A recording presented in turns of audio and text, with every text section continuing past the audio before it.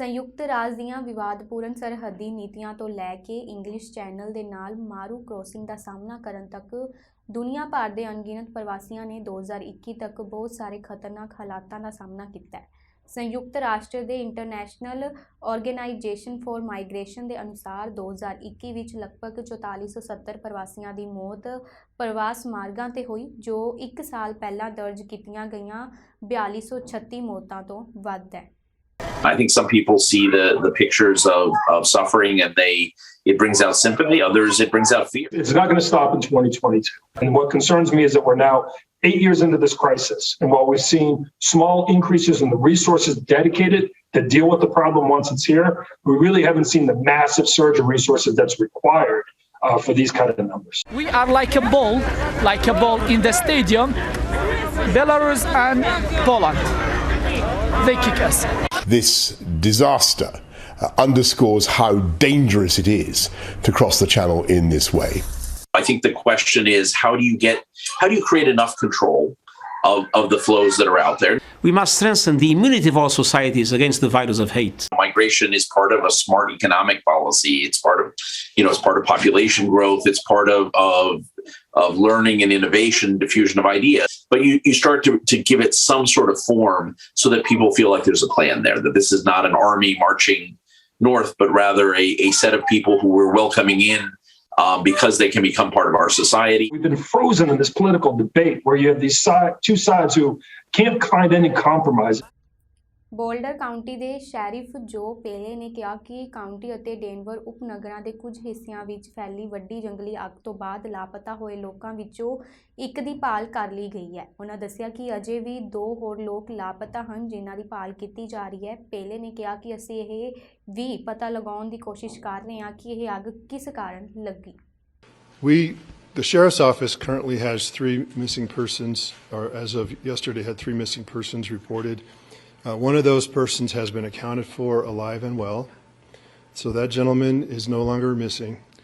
We are still missing a woman from the town of Superior and a man from out by Marshall. The search for those folks is still underway. We're actively working the scenes with dogs. The scenes are still hot. They're still, deep in debris, hot debris, covered with snow, so it's a very difficult task. But we are continuing to try to locate those folks and hopefully locate them alive and well somewhere. If not, we are working the scenes of those homes which are totally destroyed to see if there are in fact human remains. Today we are going to open a few more locations to residents only. Search work has been completed in Creekside, Circle Park, the Ridge, and they're completing Spanish Hills now. I was told that this afternoon, likely or early evening, we will be repowering Rock Creek, South 68th Street neighborhoods, and Spanish Hills. So please stay tuned to the Boulder OEM website, as I believe those neighborhoods will be opening this afternoon. We have damage assessment teams working the area, trying to make sure that it's safe to re-enter, and then as soon as that's done, as soon as it's cleared, and that's been done right now, XL will be waiting to come back after the residents are there to restart their furnaces and that kind of thing. Our animal control office has been working non-stop since the beginning of the fire, completing animal rescues and assisting owners in the community.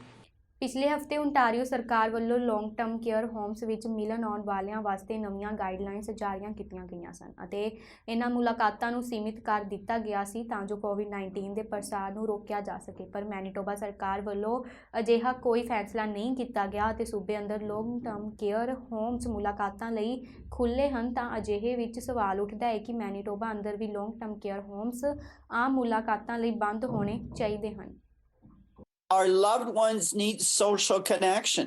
We need to remember that people that are in a personal care home are immune compromised, more so than I walking in there, and we don't want to put them at risk. But the other part of all of this, and we learned this back in the beginning, we all need social connection.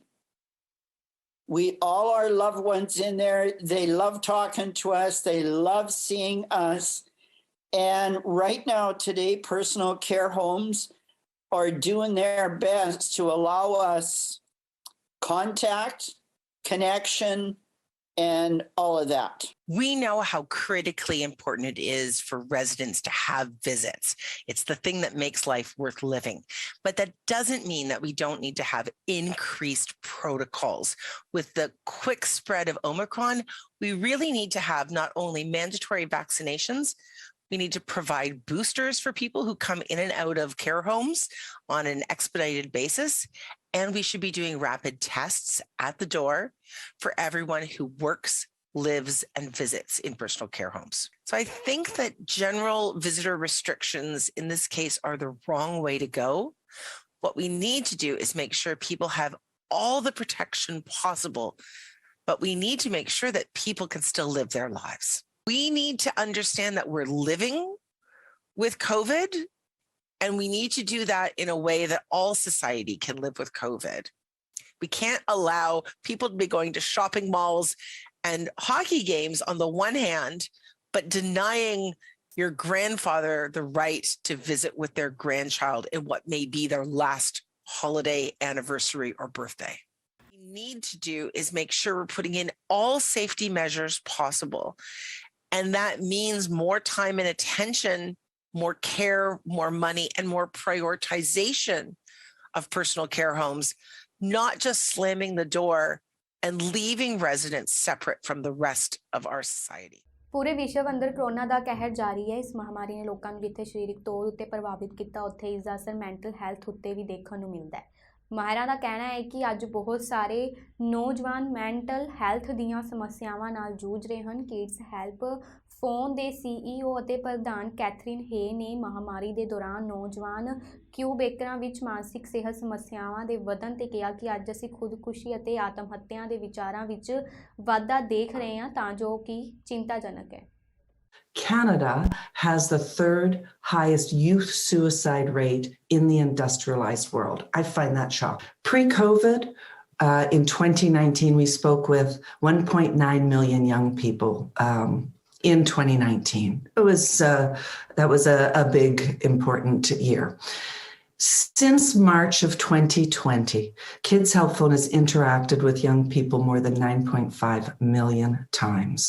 Huge increases in anxiety, stress, depression.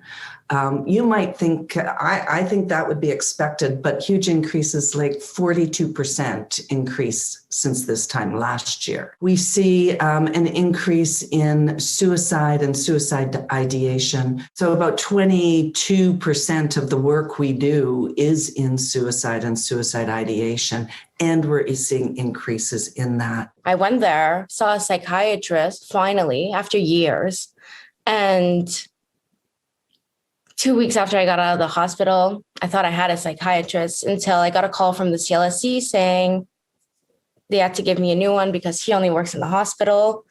And they said they'd call back in a week. It's been around a month now.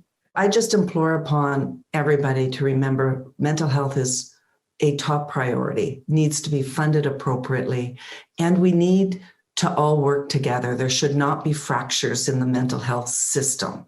I think put in, more money into the resources that are in place. Some of them are good. It's the waiting time that just really is the hardest. Anecdotally from counselors yesterday, what they were noting in Quebec with the curfew is that I believe the last time it was 3 or 4 months in length. So it was relentless. Kids were frustrated. They were, the word desperate came forward. But yesterday, what they noticed was sadness. They were hearing a lot of sadness over the last 2, 3, 4 weeks leading up to the curfew that was just announced. The trauma is real.